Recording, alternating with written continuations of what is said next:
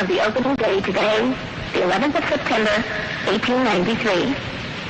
We now introduce you to Swami Vivekananda from India and request him to address us. Swami Vivekananda. Sisters and brothers of America,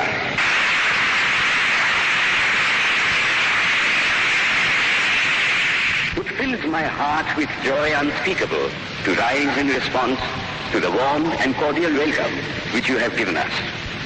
I thank you in the name of the most ancient order of monks in the world. I thank you in the name of the mother of religions. And I thank you in the name of the millions and millions of Hindu people of all classes and sects. My thanks also to some of the speakers on this platform who, referring to the delegates from the Orient, have told you that these men from far-off nations may well claim the honor of bearing to different lands the idea of toleration.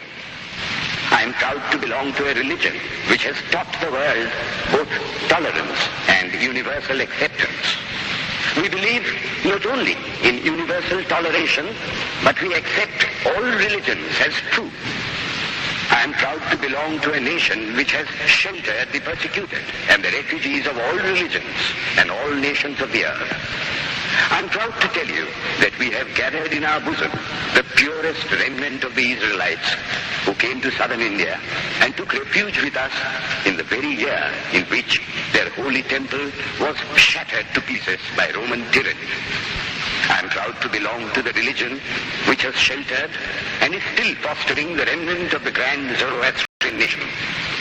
I report to you, brethren, a few lines from a hymn which I remember to have repeated from my earliest boyhood, which is every day repeated by millions of human beings. As the different streams, having their sources in different places, all mingle their water in the sea, so, O Lord, the different paths which men take through different tendencies, various though they appear, crooked or straight, all lead to Thee. The present convention, which is one of the most august assemblies ever held, is in itself a vindication, a declaration to the world of the wonderful doctrine preached in the Gita. Whosoever comes to me, through whatsoever form, I reach him.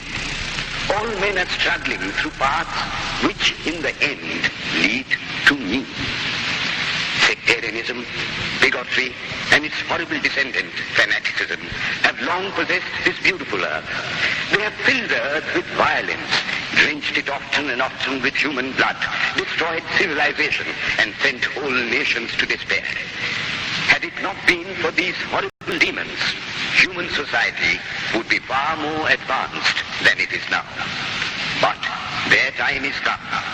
And I fervently hope that the bell that tolled this morning in honor of this convention may be the death knell of all fanaticism, of all persecutions with the sword or with the pen, and of all uncharitable feelings between persons wending their way to the same